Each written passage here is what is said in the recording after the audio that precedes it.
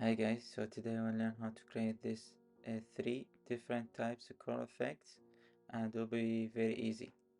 Have a nice day.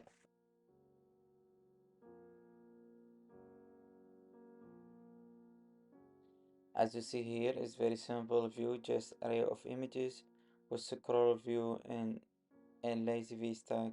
To create this effect, all we need just add in scroll transition, and I want to name it image. You can name it everything you want.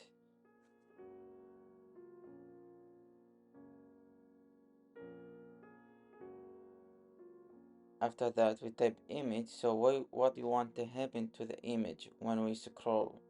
So first I will start with adding a scale effect.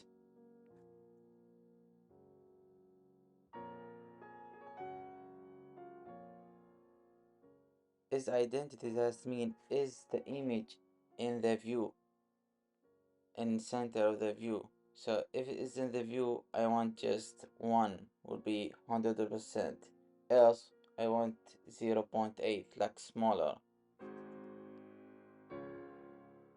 As you see now, the images is of the view is start smaller, then when we scroll it count bigger.